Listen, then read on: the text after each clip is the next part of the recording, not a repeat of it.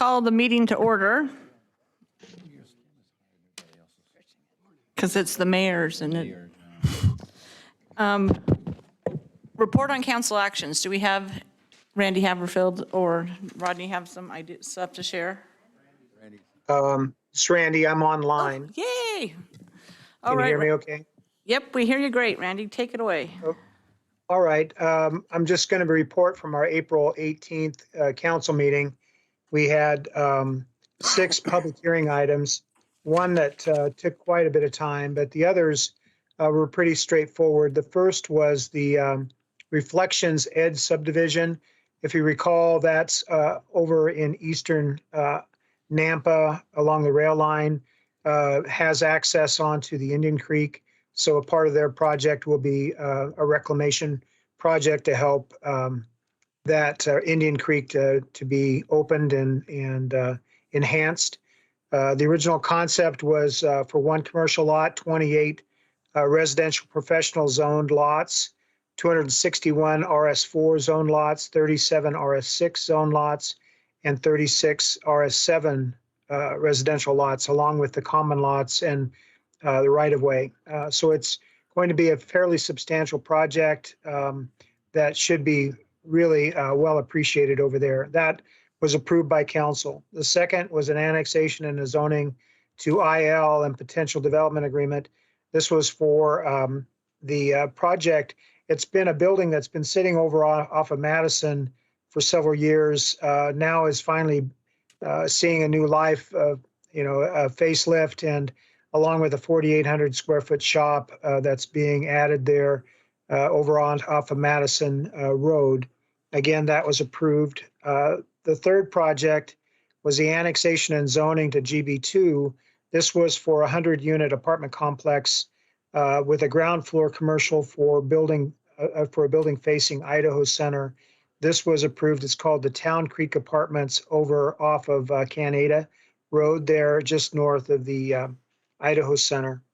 One project that really, I think, took most of the evening for us was a development agreement modification request and a short plat approval for Greenbrier Estates number 3. And that was those 7 residential lots that John Esposito was hoping to get approved by rerouting a new access through a Rain Tree subdivision instead of Greenbrier. That was denied. There was 260 people that showed up in opposition to the project, all from the Rain Tree subdivision. So anyway, it was denied. And then the final was we just had some CBDG funding allocation discussions and a budget amendment. So with that, that's pretty much my report for you this evening, unless you have any questions for me. Any questions for Randy? Okay, that's it. Thank you, Randy. Have a great evening. You too. Bye.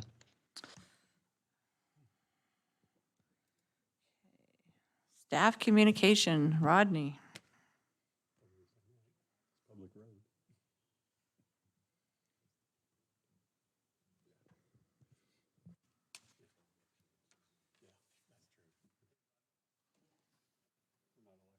Yes. The one out there on Madison that Randy was talking about, is that the one there where we had the Caldwell was involved with it, or the county was involved with it, and the inspections and stuff? Did that all get resolved? Is that how it got passed? Just Yeah. curious what ended up happening with that. Sure. Let me speak to it. Name and address for the record, please. Yeah. Ashby, City of Nampa. Yeah, so that is the one, and it's the old Next Edge or RX Elite building. And what happened is there was a lot of back and forth with the owner between when you considered it and going before City Council. You wanted us to work with them. And so we went back and forth with them. We found in the utility agreement that they had agreed to impact fees. And he was pushing back a little bit on that one and didn't want to have to pay those impact fees. But that was in the original agreement. And so once we identified that, And then also the county just basically outright refused to consider the project and open up those permits again. And so we did our best to just say, hey, we'll work with you on the process already in place to ensure that it's efficient when you come before the city for permits. And eventually once we talked him through how we could help him, he agreed to it. He sent us a letter of support saying that he supported the annexation. And he's still going to have to go through the permitting process, but part of the permits are going to be going through the state, the water and was it electrical, Daniel? Water and electrical were from the state, and so they agreed, originally they said, okay, we're stopping these permits, we're not going to do them anymore. But Patrick in our building department, he worked with the state and they agreed to pick up on those permits again and finalize those permits. So in the end, it worked out for everybody. And he asked the city council if they would work with him on cutting back those impact fees, but they didn't make that decision at the meeting. So, Okay, good resolution. yeah. Rodney, if they made a concession on the impact fees, would that be open up the door for other people to say the same thing? And that is the exact argument that our building department is saying. They don't want to do anything with impact fees because then every other development will request impact It'd fee. be hard enough to get it through people to agree to them in most cases, so I would say. Right. leave it So alone and- we're working with them on process so that we can be fast on approvals and that kind of thing. But so far, we haven't agreed to any kind of reduction of impact fees. I don't think we should. Yeah. That's staff's position as well. Except when I get my project up here. Can you switch it over to my presentation, just the screen? Oh. Should be up. He beat me to There we go. Okay, so this is just our quarterly report. First of all, I just want to thank you for participating in the Thursday morning meeting last week. I appreciate you being there, and frankly, I'm just really proud of how you guys conduct your meeting and the decisions you make. And so it's just nice to have you there and your perspective. So really appreciated that. And this is just really simple. This is our first quarter report for 2022 and where each of the developments are occurring. So I'll jump into, there they are, the preliminary plats. I just took a broad view here of the entire city. You can see preliminary plats in the last year. So I take the end of the quarter and we go back a full year and identify what has been approved in that year. So every quarter, you're just moving that year. You can see in the last year, preliminary plats have been approved all over the place. There's really no central location. The larger ones, though, are to the north. One big one to the west, and then a few to the southeast. A little closer view of those. And if you have any questions, I can address those. There's the map to the south. And there's the list of projects.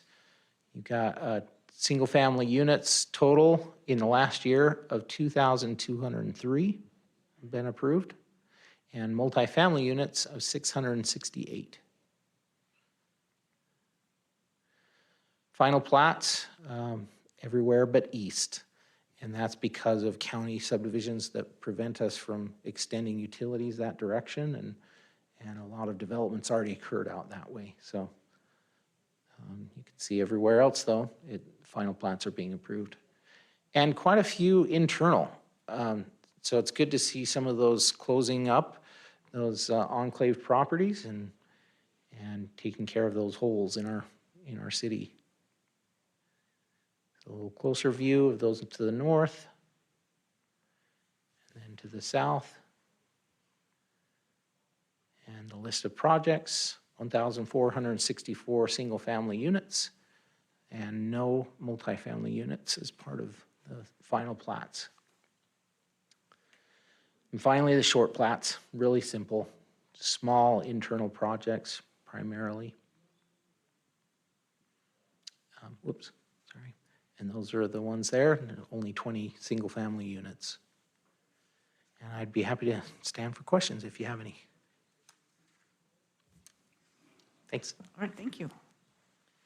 Okay, we have our consent agenda. Is there anything that you guys want pulled off for further discussion? Then I would entertain a motion to, So moved. Second. I was the motion, heard second on both sides of me. Ron seconded it. yeah. Okay, so moved and seconded to approve the consent agenda. All those in favor? Any opposed? Okay, we got 2 minutes. We're going to switch the order. We're going to make the cities not go first. We're going to make them go last. Oh, Christie. Christy is very devastated, but she'll survive. So we're going to start with action item number 2 in 2 minutes. Madam Chair, while we wait, a couple weeks or maybe a month or two ago, we got a letter from the Valley View superintendent concerned about density within the school district. I'd like to know what your guys' thoughts are on that.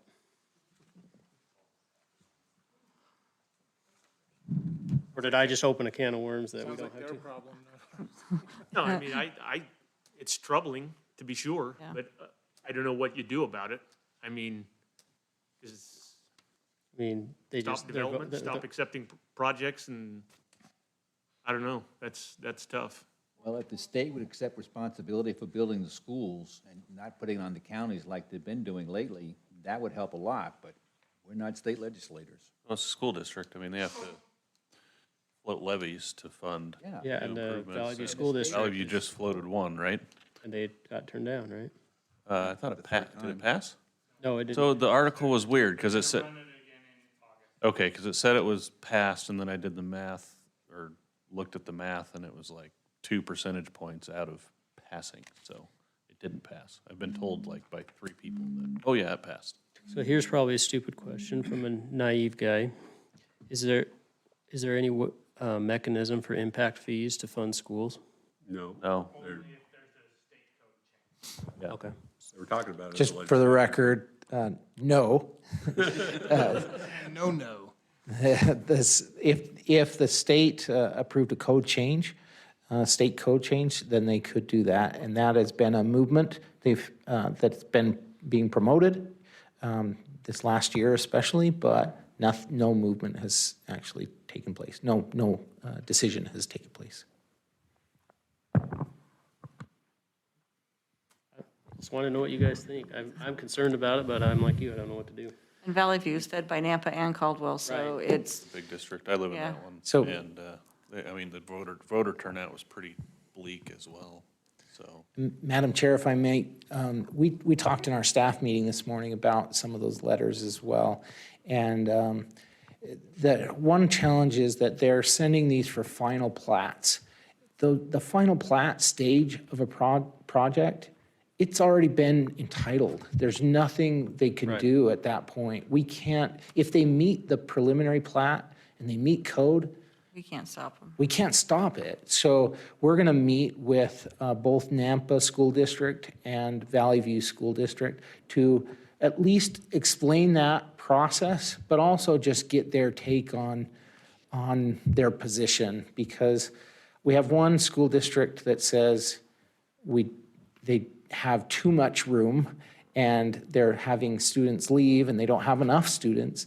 And then on the other side, we have a school district that is busting at the seams. And so I wonder if there's a chance to coordinate that effort somehow. And I'm not sure what that would be, but we talked this morning, we'd like to just invite some representatives of the school districts together and talk about that. So I'd be happy to report back on that That sounds great. conversation. Please, yeah. How much of the property tax revenue that goes to the school, how much is that, like, how much of those funds are put into a fund for future building projects versus levies, do you know?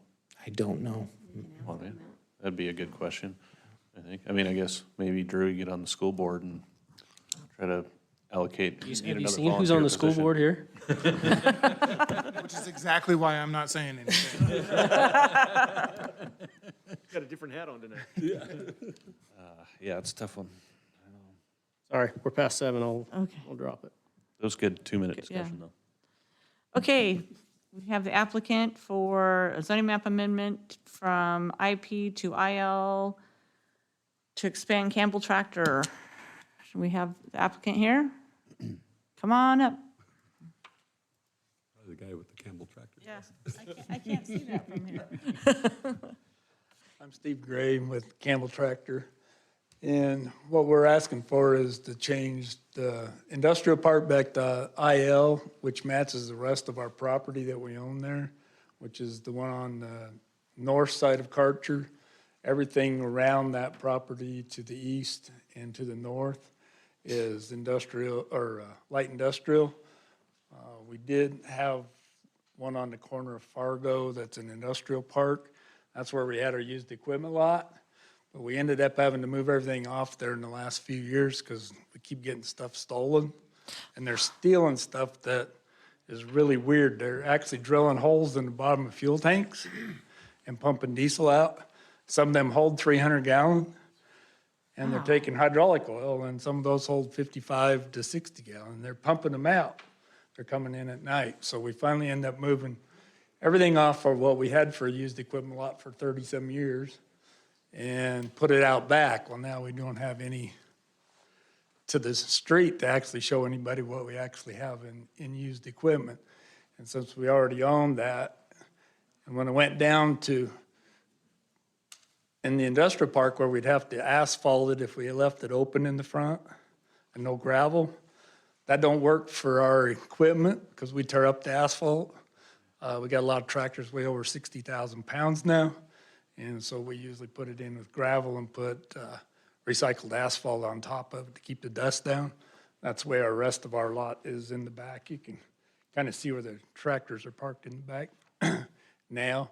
So we're just wanting to turn that into our used equipment display. And Okay, that's a reason for the ask to change it back there. okay. Before you spoke, I had written myself a note at home.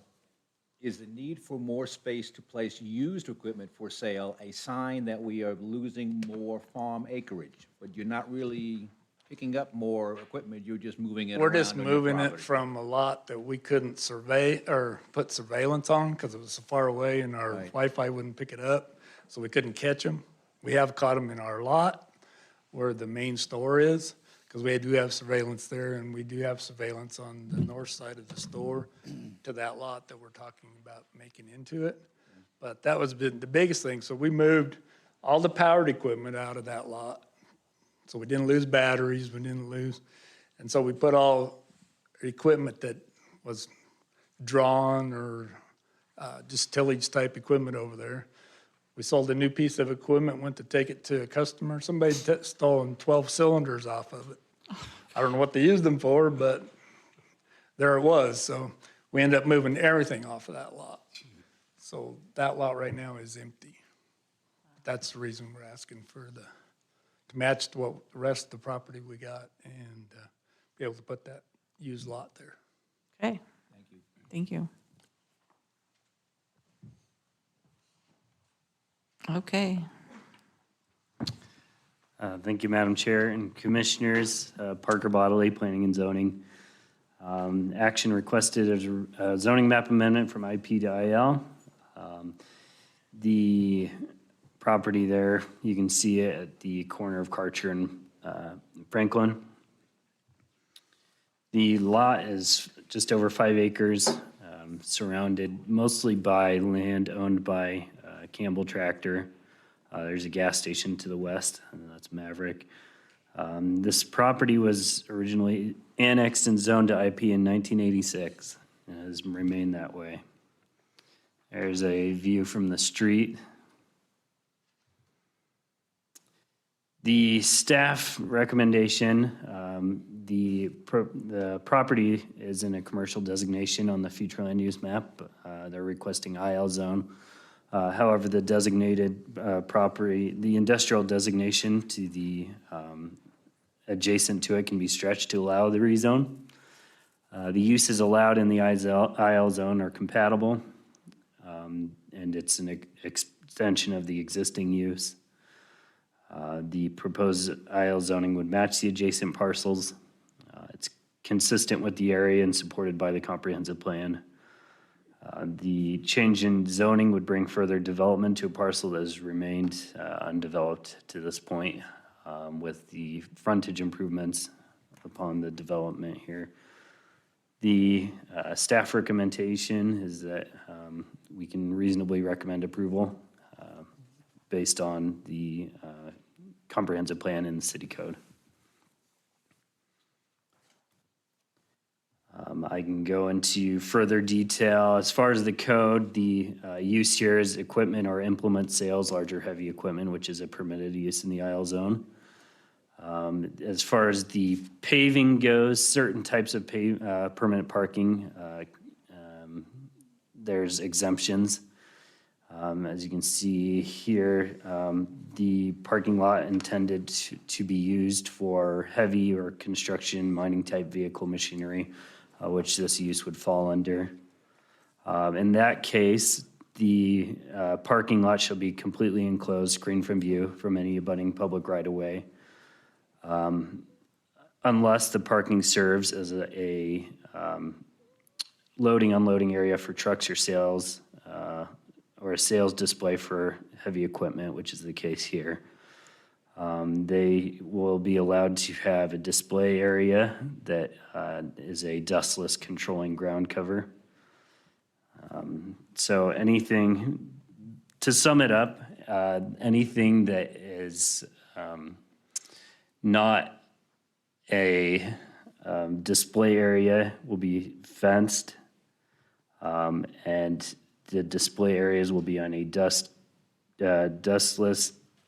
controlling ground cover. I don't know if I said that correctly, but and then exterior storage of any raw materials would need to be fenced.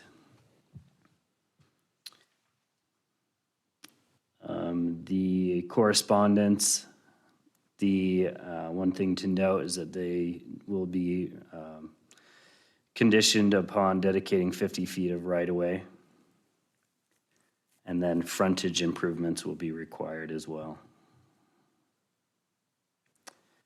I covered the staff analysis. There's a site plan here. As you can see, they're adding lights. I believe most of the property will be similar to what's adjacent there. So unpaved, used as a display area. Parker, what are the frontage improvements? So I'll cover that. The recommended conditions in the staff report, I made a slight change to it.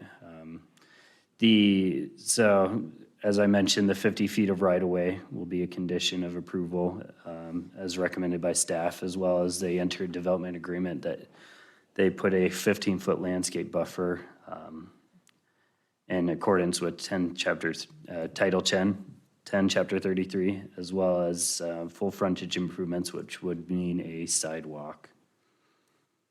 Any display area would need to be outside of the 15-foot landscape buffer, and then the employee and customer parking would be on a paved surface, which is already the case on the adjacent parcel. Is his, as he said, the gravel with the recycled asphalt, is that approved? Is that an okay cover for the ground? I think that's what he was talking about using. Yeah, it's a dustless surface, so we would be okay with that. It would meet our city codes. So are we going to require them to put a sidewalk in front of their property only? I will let Daniel answer that question. I can understand road, but sidewalk's gonna be just kind of like a. What's it Madam doing out Chair, Commissioner Turner, it is standard practice that as properties develop, that the sidewalk is put in. There is often times when they are the only sidewalk or the first one to go in. And as other properties adjacent develop, sidewalks will be added on those areas as they come in. Got to start somewhere. Yes. All those people walking over the overpass. There's a potential motion, and I'll stand for any questions. Any other questions for Parker? Any other questions for the applicant? Okay, I think, did the applicant want to say something, I think, in regard to those improvements? The only thing I was asking probably about is the sidewalk at this point, because we're right where that roundabout's gonna be. So our setback is based off of the new stakes that are out there now for where they've surveyed it for where they're gonna put the roundabout in. So wouldn't know where to put that sidewalk in. I hate to put it in and then just get it torn out. Yeah, and have to then tear it take out. of there again. Could we possibly allow them to hold off on the sidewalk portion until the roundabout is installed and then they can come back? I would also, Madam Chair, Commissioner Turner, that is not within the planning and zoning's purview. That is a city council decision, as it is not a code requirement within the zoning code. It's within another section of the code. We could send that recommendation on to city council. You could, it means nothing, though. Honestly, yeah. The sidewalk that will be installed with the roundabout, as we review their plans, we would make sure that the sidewalk they put in would be compatible and align with that sidewalk. We are working on right-of-way acquisition for the roundabout there and would anticipate construction hopefully going in next year is our anticipation. So. so I'm kind of with Commissioner Turner on this, although our opinion means nothing. Just reiterate that. But, Campbell Tractor's been there since the 70s, right? And if we're doing a major, I would call a roundabout a major infrastructure project there. Why wouldn't we work with the landowner? They're under the same ownership, those two properties, and see if, once we get sidewalk put in for the roundabout, we continue that through this expansion and see if they'd be willing to continue the sidewalk to the south to the end of their property. We're more than happy to work with them if they're willing to do that. I don't have anything within code that would require them to install that upon their frontage. But it makes sense. Other than the area that we have the rezone and they're doing the development on. Sure. Even if it wasn't a development agreement? The action on this item, and correct me if I'm wrong, Rodney, the action on this item is only for the property in red. I don't believe that legal would probably recommend placing conditions, even though it is the same ownership, on a property that is not having a zoning action on it currently. Are you comfortable with what I said? Yeah, I am, and I think that that's very accurate. However, if it means denial of a rezone, if they can't work out an agreement, then that's under their discretion to do as well. So I'm not sure, we'd have to talk to legal counsel about what could be done there, but it's an agreement between two organizations, a developer or a company and the city. And if they are willing, if the applicant is willing to do that, that maybe just supports their case and helps city council make the decision. So I'll have to talk with our legal counsel about that. I think generally we don't want to put conditions on another property that's not under consideration. But in this case, if the applicant is willing and he understands that that might help him you know, make, or at least present him as a good, making good faith effort in the area to make it walkable or whatever, then maybe that would help his case at city council. I'm not sure. Again, I'll talk with legal counsel about that. I'm not saying we want to. We can discuss this later. Sorry, we should probably close the hearing. We haven't opened public hearing yet. I know. Okay, so we're going to open the public hearing. The only person I have on here is Steve. Is there anybody present that would like to speak for, against, or undecided? Okay, now. Motion to close public hearing? Do you want to talk to the applicant before we do that, or does that matter? Does anybody have anything to ask him? We already said the most of it. I thought he came up and, Well, there was a lot of discussion about a development agreement and pouring more sidewalk along all of his frontage. I don't know if we want to talk about, huh? Yeah. I'll make a motion that we close the public hearing. How about that? You did. Here, Steve already made it. I'll second both of them. it's been moved and seconded to close public hearing. All those in favor? Aye. Any opposed? Okay. So Rodney, Oh, did I not vote? if we, All those in favor? Aye. Aye. I thought we did. Aye. Anybody opposed? Okay. All right, you guys. Oh, we need coffee, Karen.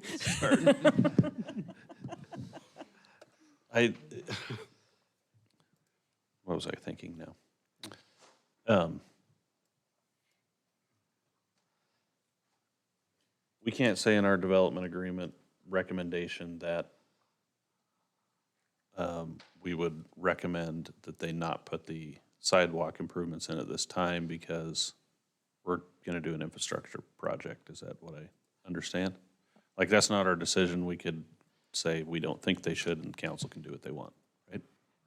That can't be in the, that can't be in the. That can't be in the DA. No. So, Madam Chair, Commissioner Van Auker, the roundabout project stops north of this project, Okay. north of this property. So it would not, them installing sidewalk in that area would not conflict with the project or cause difficulties for the construction of either. We have the design plans complete, and so we can marry those two up so that the sidewalk is in the correct location in front of this property if it is installed now, and so that we don't have conflicts with that in the future. If, I would say if the applicant requests a deferral agreement to not put the sidewalk in at that time, that goes to city council and would go with that. We have not received that request at this point. He would have time to make that request prior to city council, and we would take that forward with the public hearing for the city council Got it. action. Yep, thanks. They're not gonna be overlapping then, the two projects, the roundabout. No, and if I'm off by a few feet and it does, I think- we would hold back whatever they would be installing ahead of time so that there wouldn't be conflicts there. That would just be the logical thing to do anyway. Yep.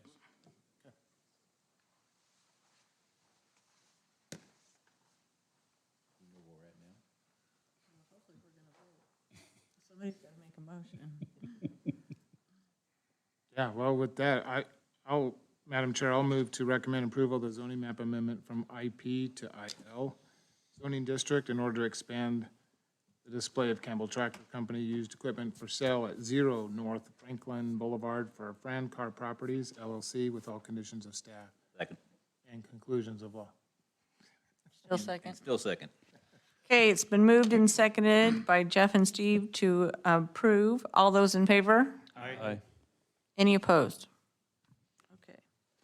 Public hearing number 3 has been withdrawn. So action item number 4, another IP to IL. Where is it? On 1517 Madison Avenue.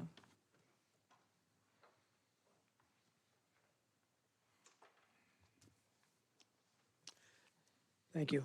Give us your name and address for the record, please. Madam Chair, Commission members, my name is Patrick McKeegan.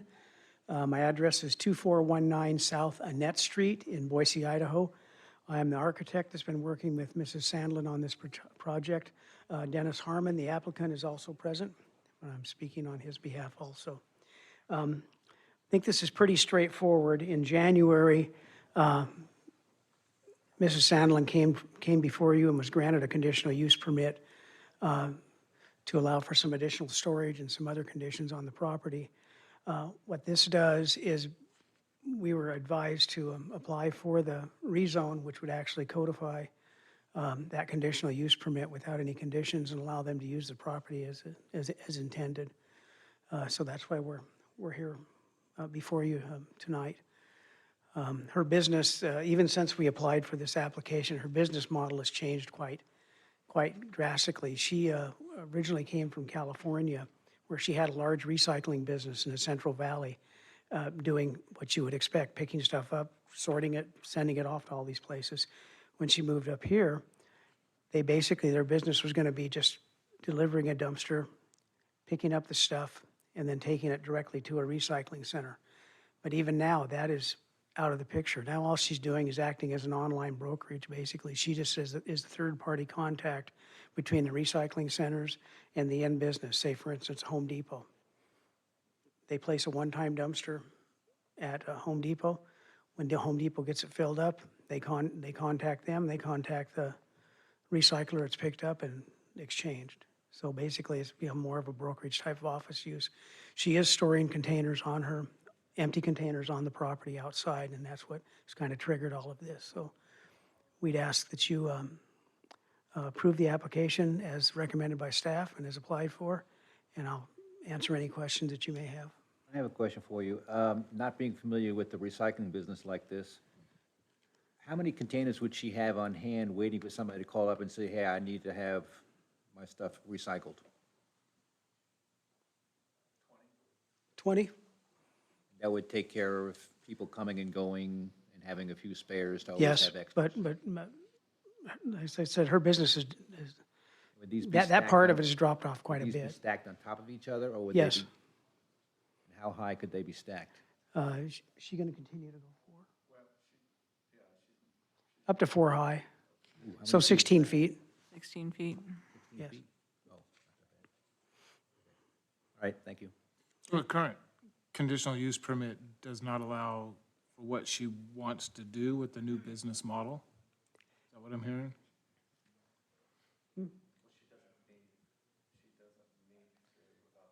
If you're going to talk, we need you to come up to the microphone, please, so we can get you on the record. And staff will provide some clarification on that, Very too. good, thanks. Hi, I'm Dennis Harmon, 1012 4th Street North, Nampa. So they're empty storage, but they are stacked. She has them stacked 8 foot high now. And with the understanding with this zoning change would be, she was wanting the ability to stack them 4 high, which they're about 3.5 feet to 4 feet high, the containers, but they are empty. There's nothing that comes on site that has recycling, or there's no debris or any trash or cardboard or anything. It just, that doesn't happen there. That happens only on the site. Like her accounts would be with like Lowe's and Home Depot and Costco. And so those are managed off-site. Nothing comes in other than steel bins that are empty, and she just stacks and recycles them. So, and now with her business profile really changing, she brokers it. So I just assumes that she would sell off all those containers. She doesn't really even use them because she brokers it now. She doesn't really deliver containers. So Patrick has had several discussions with her to try to clarify what her intent was, and it was really just a facility to broker the containers. Any questions for him? Okay, thank you. Okay, anything else? We'll hear from staff, and we may have more questions for you when we get Okay, done. that's fine. Thank you. Madam Chair and Commissioners, I thought I'd just jump to the history, just so it's clear. Nampa Planning and Zoning Commission approved a conditional use permit for an ambiguous land use to allow storage of empty recycling containers behind a screen fence and a caretaker residence and shed in the IP Industrial Park zoning district. So that was on January 25th. So when they described their land use to us, we couldn't really fit it into any of our categories that we have for land uses. And so I said, I think we need to go to a conditional use permit to just make sure that that use is an okay use.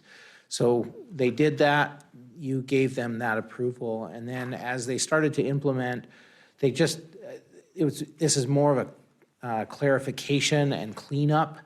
The IL zone allows for outdoor storage. The IP zone does not.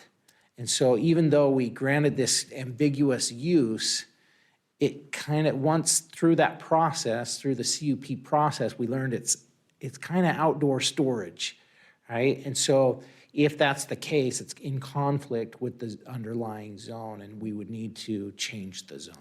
So this is primarily just to clean up what has already been approved and make sure that there's no question as to whether it is a use that's applicable in that zone. Rodney, I have a question for you, if I may. Okay? If I'm thinking of the right application, back in January, we saw some photographs of these bins being stacked on top of each other. Correct. And now you're saying that this application with this designation, the IL, allows for the outside storage, but does it have any kind of height restriction? I mean, this is a mobile home park right behind them or in front of them, whichever direction it is. Are they going to be complaining about these bins being a site obstruction or ugly or whatever? Madam Chair and Commissioners, that actually did happen at our public hearing. The RV owner, RV park owner, Leah's Landing, were concerned about that. They have a swimming pool nearby, if you recall, and they could see those storage containers stacked really high. At the time, the commission directed the applicant that they weren't concerned. It was an IL zone an industrial zone, and they felt like they shouldn't be restricted from industrial uses. And so the specific language that was expressed in this meeting was that you weren't concerned about that height, even though the neighbors were concerned about the height. You felt that the zoning and the comprehensive plan in the area, as you can see, is all industrial. The intent is for it to go industrial, and so that was the direction. And the CUP doesn't restrict the height No, it doesn't. at all?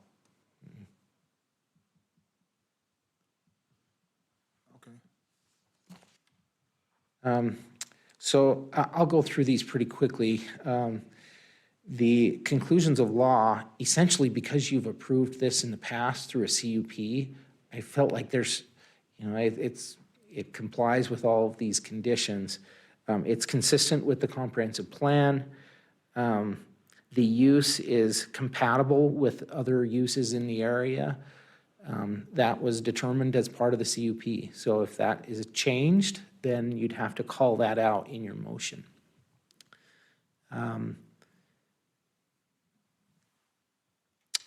Compatible with adjoining area districts, that was again that same principle. Would not create a spot zone. It's compatible. The comprehensive plan is industrial. Either one of these zones works in the industrial designation. And then last of all, the proposed amendment would be of interest to the public and reasonably necessary. When you approve the conditional use permit, I kind of assume that that's a statement of it's reasonably necessary. Okay, so comp plan, you can see that industrial, current IP zoning to everywhere else around it except for, to the west is, I guess to the north and south and west are IP, but there's industrial uses all around this. and it's kind of a mix bag. There's some old homes that have existed for a long time, and they're converting to industrial as well, so. A caretaker home on there is converting to industrial? No, so the caretaker residence, which they asked for as part of this, is that they could look over their recycling containers and they can use it for industrial, but live there on the property as well. So it's That's not, allowed in this, in an IL zone, in the IL zone, it would be allowed to. residence, basically? Yeah. As a caretaker residence. It's not intended to go only to residential, right? If we lost that industrial use here, then the residential wouldn't be appropriate in this location.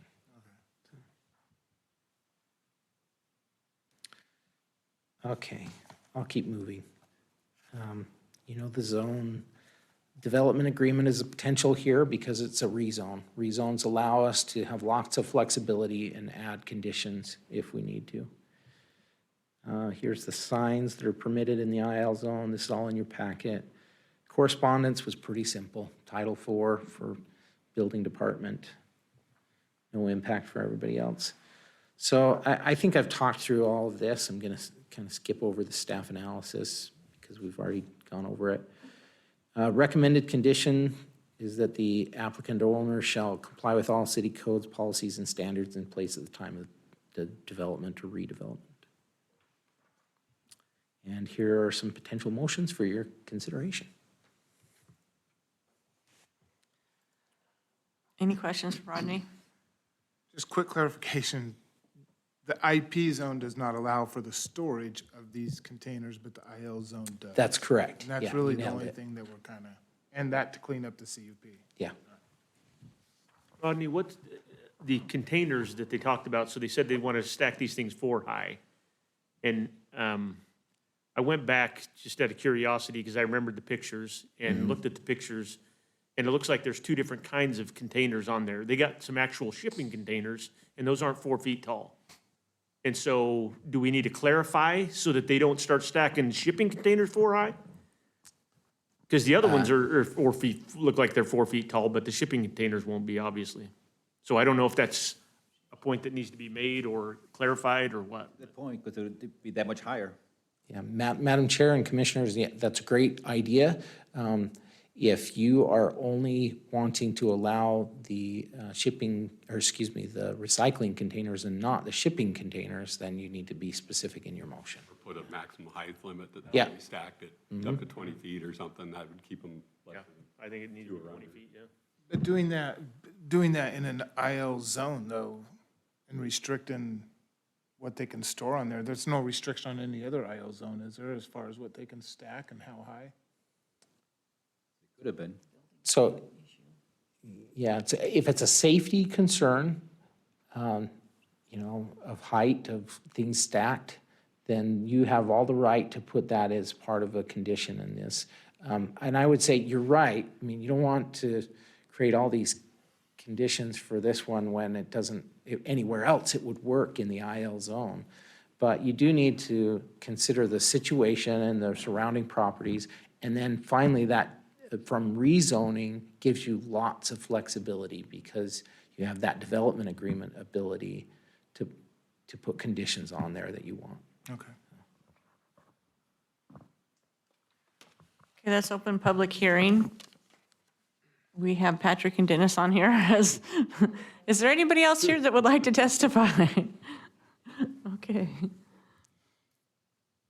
Do you guys have any questions you want to address to the applicant? I don't think so. They might Well, wanna we say could, something, could you, applicant, come back up, because I think we could ask him about the storage, Yeah. shipping containers. Containers. So the question came up about the shipping containers. Understand. Is that- Madam Chair, Commissioners, the storage containers are just used for that. Storage containers, single high. The 4-foot ones you're talking No, about? no, the shipping containers, shipping excuse me, containers. shipping containers. She just has those for outdoor storage of stuff. Are they- There's no intention of stacking those. Okay. It takes a pretty large Equipment. Couple of guys to High- lift it high up stur- onto. Yeah, at least 4. You and Yeah. 2 other guys, Jeff. Yeah, no, all we're wanting to do is stack the empty recycling containers. And as mentioned, 20 foot would be reasonable. But she doesn't really have any intention of going any higher. And the way her business model is going, she will probably just end up selling them to not have them. Okay. Unless there's a big significant, unless the world changes again in the next 2 years. Can't guarantee anything, but just would like to have as much flexibility as possible to use the property as intended under the industrial How zone. many shipping containers does she have on the property right now? 2? No clue. What? 2? She have 2, yeah. Wouldn't be able to use it if you stack one on top of the other. Thank you. Yes. Thanks. Yep. Move to close public hearing. Is that the next step? I'll move to close public hearing. Second. It's been moved and seconded to close public hearing. All those in favor? Aye. Any opposed? Okay, public hearing is closed. Seems like if we approved it last time, it's the same thing, so. And I don't know that, I don't know that restriction on stacking those storage containers is needed. I worry about other zones, IL zones. Well, why don't they have any restrictions? And I get the, They have the same stuff. I get the. They're not, the other ones aren't next No, to I'm talking, homes. well, I understand the safety concern, but No. I don't see. Other applications that we've done in the past didn't have storage containers. This particular applicant has storage containers, so it's a different look. It's different what we're But looking you're at. talking about height restriction on the 4-foot containers to. Yeah, he's got a picture up there. I was referring to the storage container, the Shipping container. shipping containers being stacked on top of each other, and I don't think that's gonna be an issue. But I do agree with the 20-foot, the 4-foot Yeah. stacked on top and limiting that. Just for safety. Yeah, they're a lot smaller, tip over a lot easier. So just to clarify, the one on the left is the recycling containers, and the one on the right is those shipping containers, those larger ones. How high are those stacked? Is that 3 high? That looks like 3 high, huh? Yeah. 4 is pretty high. Those don't look like 4 feet, do they? Well, if that's a 6-foot fence. 4 would look pretty high, but it's industrial. It would take a lot of equipment, though, to make it go up that high. I mean, those containers aren't exactly light. Do we want to put a height restriction on it or not? I just think that remembering the adjacencies, and it's not unlike in other zones where there are different conditions based upon the fact that industrial abuts residential. And that's the case that we have here. It's right up against residential. The swimming pool's right there. I agree with That's the only reason. I agree with the industrial and not wanting to put undue restrictions on industrial because we understand what the use is, but in this case, it is adjacent, so. I agree with the height restriction on those smaller storage containers. Yeah. Yeah, I do. And I think even 4 high might be, we've had some pretty nasty winds come through here. And it sounds like they're not disagreeable to a Yeah. 20-foot restriction, and I think that's reasonable. We'd want to go foot or like 3 containers or 2 I containers? say you gotta do feet. Just do it in feet. Feet. Because she might change them out for a different kind of Yeah, what container. if she gets a 6-foot container? Okay. I think Drew's ready to make a motion. I'll make a motion to approve the zoning map amendment from IP to IL zoning district. We don't need the development agreement, do we? Or do we, since we're doing the height thing? Okay. And development agreement in order to allow storage of materials and equipment, including recycling containers outside rather than within a building as required in the IP zone at 1517 Madison Avenue for Dennis Harmon, representing Shelley Sandlin, with all conditions of staff, including, and additionally, a 20-foot height restriction on that storage, and all conclusions of law. Is that height restriction in the DA? Yes, And It'd what's the height? I'm sorry. 20 feet. 20 feet, okay. Second. Okay, it's been moved and seconded to approve with conditions. All those in favor? Aye. Any opposed? All right. Thank you. All right, now we're going to Christie. I think we better take a 20-minute. Yeah, we could take. Have a drink, come back in an hour. Now that I'd go for. Make her wait on a Dinner break. Dinner, yeah. dinner too.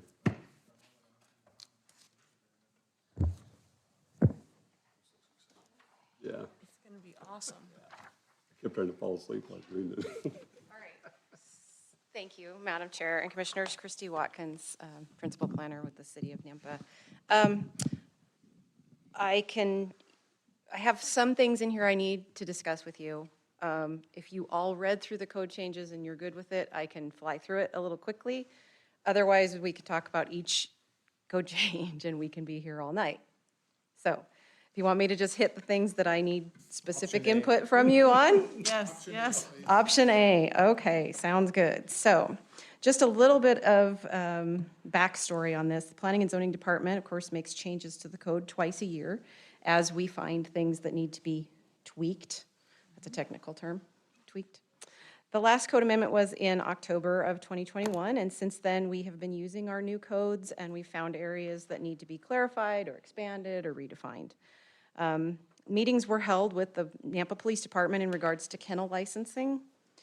The Design Review Committee, who reviewed the changes to Title 10, Chapter 34, and the Arts and Historic Preservation Commission, who reviewed their committee bylaws and the Downtown Historic District guidelines. So if you trust your other committees that are in place with their recommendations, I don't even need to talk to you about those codes.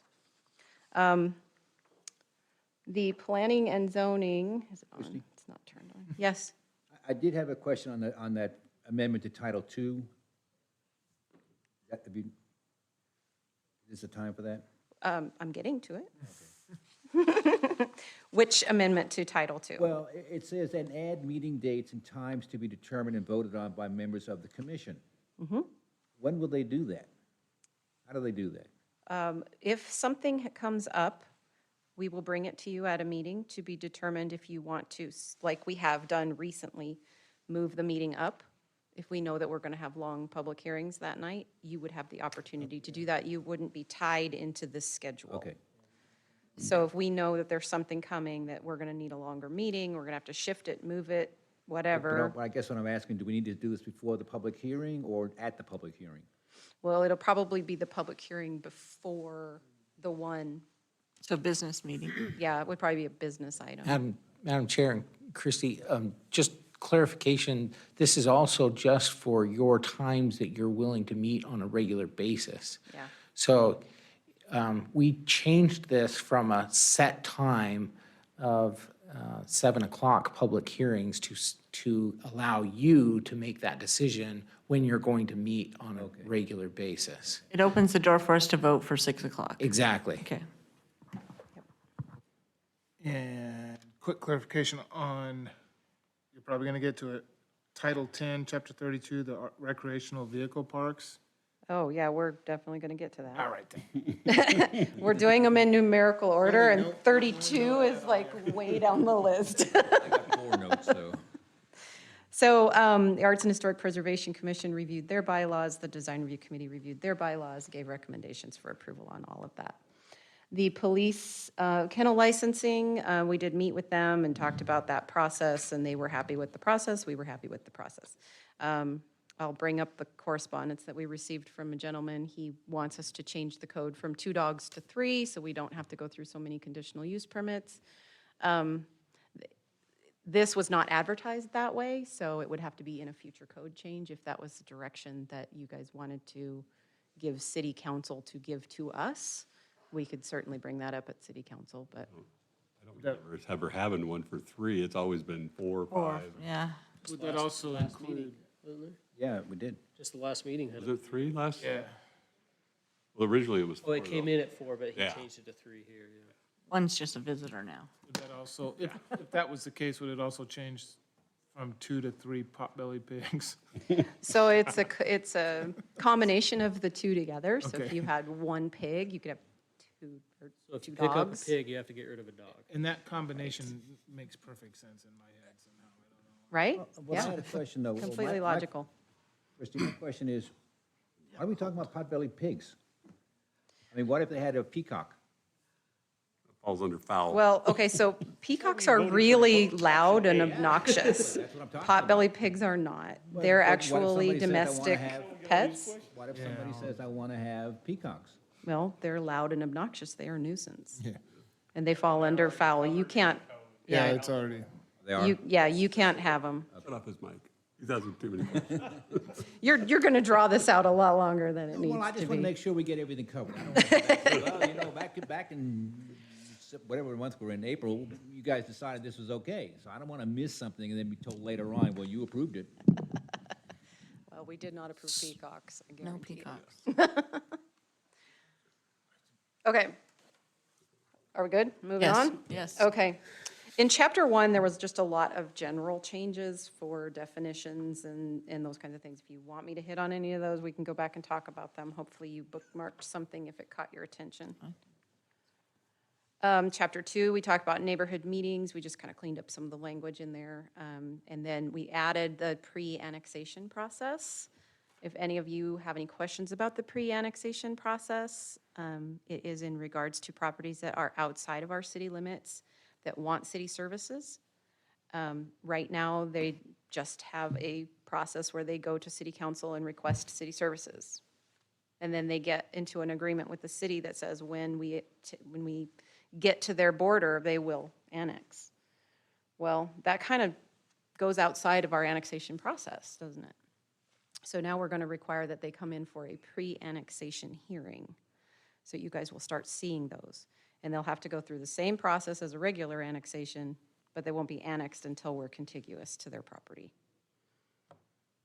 So that just kind of gets that process cleaned up so that we're not superseding you guys. Will it be automatically annexed when they're contiguous, or is that another hearing? That's another hearing process. Yep. Was there input from public on this?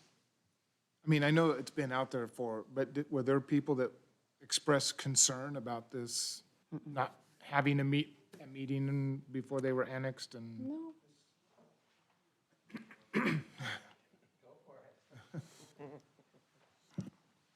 Remember, this is Jeff's question, not mine. Madam Chair, Commissioner Kirkman, this arose out of concerns that planning and zoning brought to engineering, and we discussed options, because typically when we come in with those outside city services ones, rarely are we able to serve them both water and sewer. So the lot sizes typically are not where our comp plans would want them to be. And so that's the impetus for this process. It wasn't something that was concerns from citizens or the development community. It was concerns from staff on how that process worked and allowing properties that don't really fit with our comprehensive plan to go in with tacit city approval of the utilities, basically. That makes sense. And just to add to that, Rodney Ashby here, for the record, Christie brought it up that we were we were circumventing, I should say, the public hearing process. So nobody was going before a public hearing for an annexation. We just got to annexation and we said, it has to be annexed. It's already got agreed to be annexed. So that's not legal. We have to follow the state law. And so in order to make sure that happens, we had to have this pre-annexation process put in place. And that's why I was wondering if somebody in the public had brought this up and said, hey, we're calling you out on this. No. Not yet. Okay, so in chapter 3, we just cleaned up some footnotes in regards to multifamily housing. We realized that we had some duplicate information in a couple different sections of the code, and it just didn't need to be in those footnotes, so we took them out. Chapter 10, we added a density table just for our reference, make it easier. The downtown historic zone had some changes specific to some ground floor retail, that kind of stuff, parking for maybe some multifamily projects that we may have coming. The Arts and Historic Preservation Commission did review that, and they are giving a recommendation of approval of those changes. Chapter 21, again, animals and animal licensing. If you want to stay within chapters you're talking about, I have a question in chapter 10. Chapter 10? Okay. If I'm reading this correct, maybe it's not. 10. You're looking at title. Title 10 or chapter? Oh, I am. Never mind. Title 10, chapter what? After what? We're not there yet. Is he reading ahead? Oh, It's Stop doing that. 15, I guess. 7. About the flags and wind signs. In the downtown, that's what it's. in the Downtown downtown district. zone? What's a wind sign? Oh, those little pop-up banner things, you know, they look like a fishing pole kind of, and they have like a teardrop Oh, okay. banner on them. So banners and things like that that flap, catch your They flew attention. here and things like that? Okay, all right. I just didn't know what it was. Okay. I'm So, educated now. chapter 21, under animals, again, we go back to the limit for 2 dogs, and the gentleman that sent in this request. Again, I kind of need your input on this. Do you think that we should have city council direct us to go this direction that this guy's asking for, or should we just, 2 is fine. 2's good? Okay, so your recommendation is to just stick with what we have? Yes. Okay. And they've never been allowed in RV spaces? So we didn't really clarify that before, and so that's what we're trying to do, is to say that an RV by city code is not considered a permanent dwelling. And so this is only applying to permanent dwellings. So if you have 2 dogs in an RV, that's fine. You can have 2 dogs in a house. We don't care. Once you exceed that, you cannot get a conditional use permit for more than the 2 dogs because it's not a permanent dwelling. The conditional use permit only applies to a permanent dwelling. Okay, so amendment of Title 10, Chapter 21, Section 3, number of animals allowed.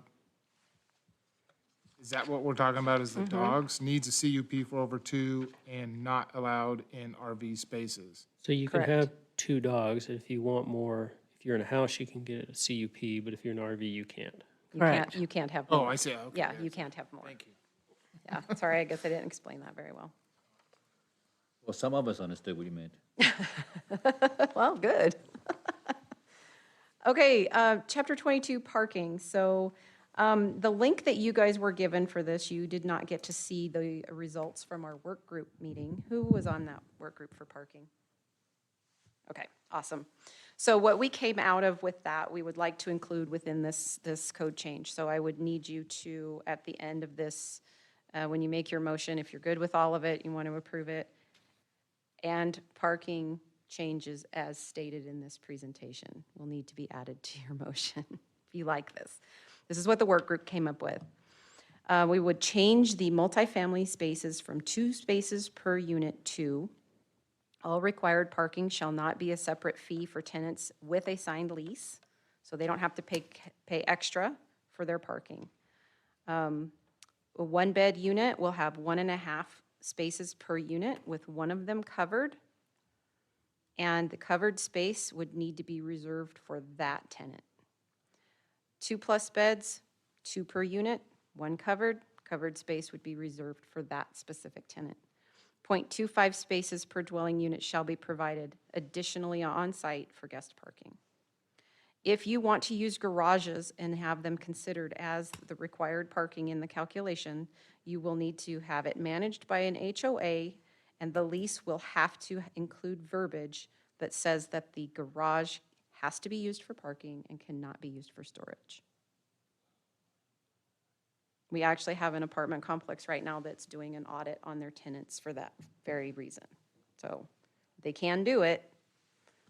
Whether you guys want them to or not, I guess, that's a conversation for you to have. Can we do that in subdivisions? No, I, not mine.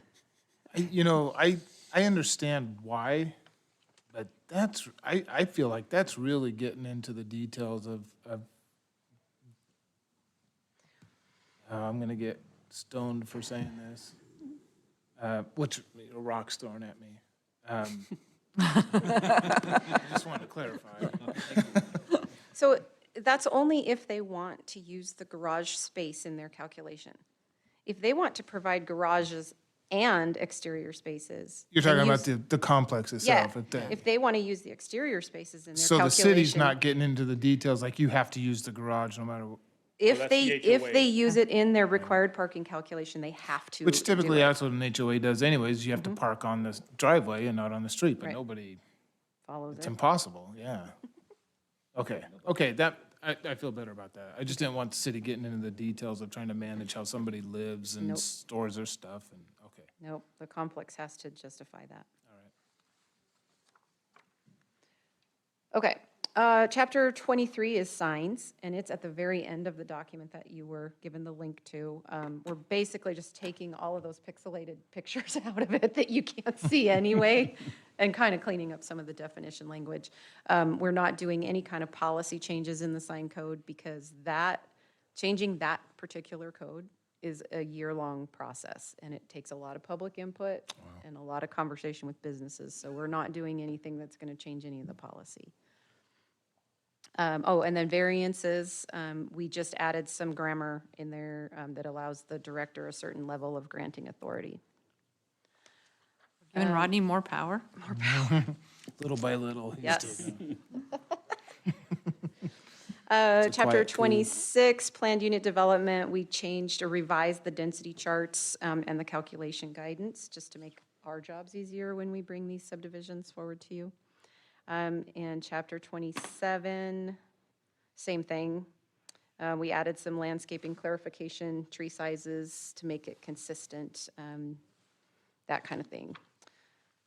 In chapter 28 for mobile home parks, we shortened the process a little bit because for mobile home parks and RV parks both, you guys were seeing a conditional use permit with a concept plan, and then you were seeing a preliminary plan, and then you're seeing a final plan. Nothing changed. things don't go They're all together. exactly the same. So we just kind of shortened the process up a little bit, and we just said, the CUP shall contain the preliminary plan. So you have one there, and then the final plan will come back to you as a business item, just like a final plat does. Meets their entitled preliminary plat, you guys don't have to talk about it again. Faster. Huh? Makes the process faster. It makes the process faster. So RV parks, so this is where Commissioner Kirkman's question, I guess, will be answered. Steve's also. Oh, you had one there too? Okay. So RV parks are no longer allowed. New parks are not allowed.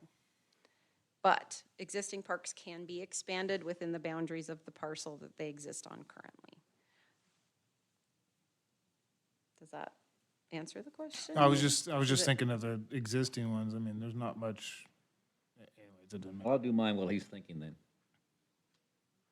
So we're saying that if you have a recreational vehicle park, it can stay there as long as you want it to be there. But once you close it down, it goes away and you have to have something else there. Correct. Also, we're not taking any new ones. Right. Why not allow them in an industrial zone or someplace where there's no homes? So industrial property right now is at a prime, and we really don't want to use it up for these kinds of uses. No, but designate some other zone. Yeah, I just don't see the fairness in not having recreational vehicle parks. If So- people are traveling, where are they gonna go to park their vehicle when they wanna stop in Nampa and visit their relatives? They have to go outside of town someplace, and their relatives are gonna have to drive out there, pick them up, bring them back, and then at 2:00 in the morning, when they get finished visiting, gotta drive them back out there again. So just last year, so in the 20 years that I've been doing this, I have never seen an RV park applied for until last year, and there were 3. There you go. So 3's good. We can stop with 3. And that was due to the housing, probably more than anything else. Yes, except that RVs can't be used as permanent yeah, I housing, understand so that, that but doesn't that really was- solve that problem. No, it doesn't solve the problem, but I think that's why we saw the increase, is that people needed a place to live, and RVs was the only Because choice. it's not enforced. I mean, what's that one, Michelle, on Mason Creek? Mason Creek? Yeah. People live there. It's Oh, they live being in- they live in all of enforced. us. It's We being don't do anything enforced. about it. we're trying. That's a tough one. It really is. It's really a tough one. That's what I'm saying Yeah. is though, if you did away with all of them, it'd be even tougher. There should be some place where we could allow one. If you only had But we're three not in the doing last 20. away with them. What? We're not doing away with them, we're just not allowing new ones Well, that's inside what- the that's city doing limits. away They with can go them. out in the county.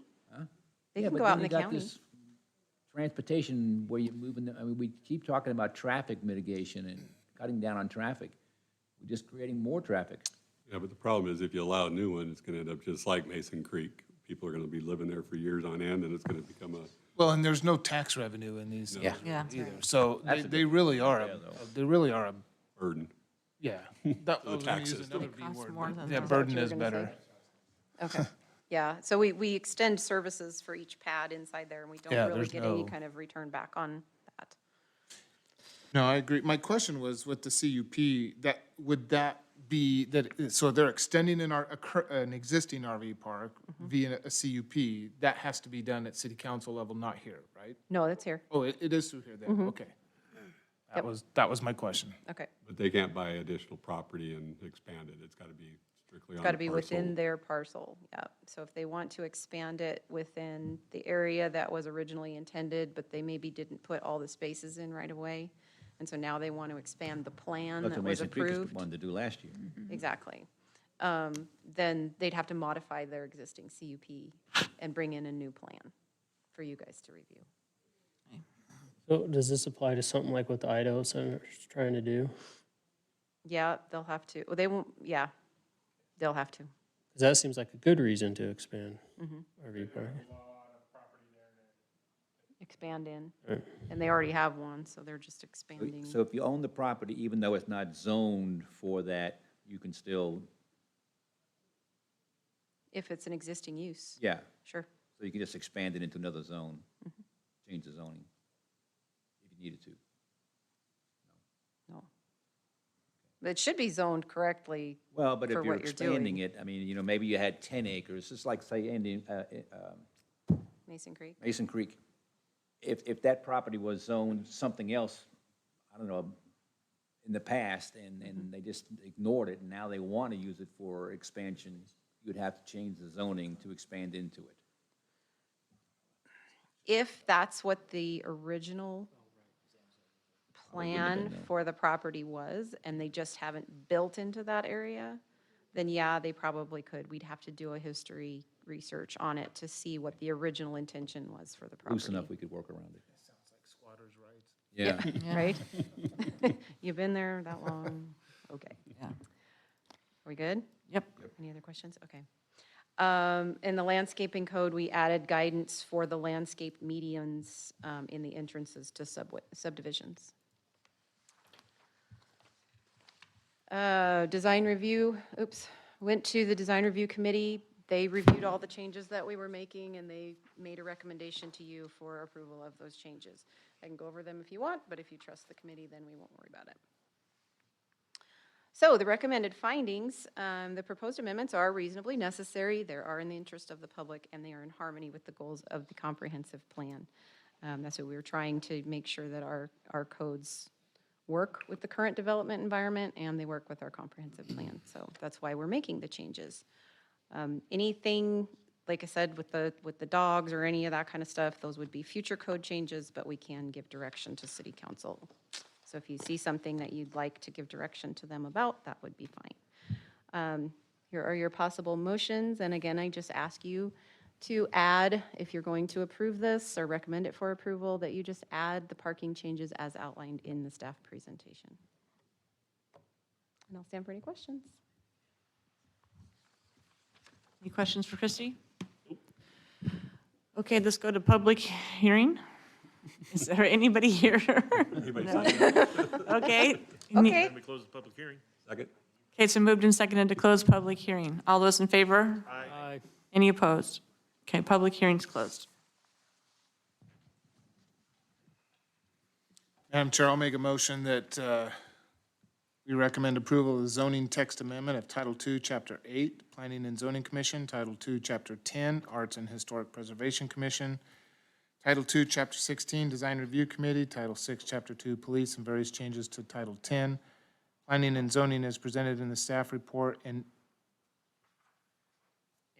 the parking changes also that were provided in the staff presentation, and direct the planning and zoning director and city attorney to draft an ordinance for reading at a future city council meeting for the city of Nampa. Second? Okay, it's been moved and seconded to approve the amendments. All those in favor? Aye. Any opposed? Okay, that does it. Great work, staff. Yeah.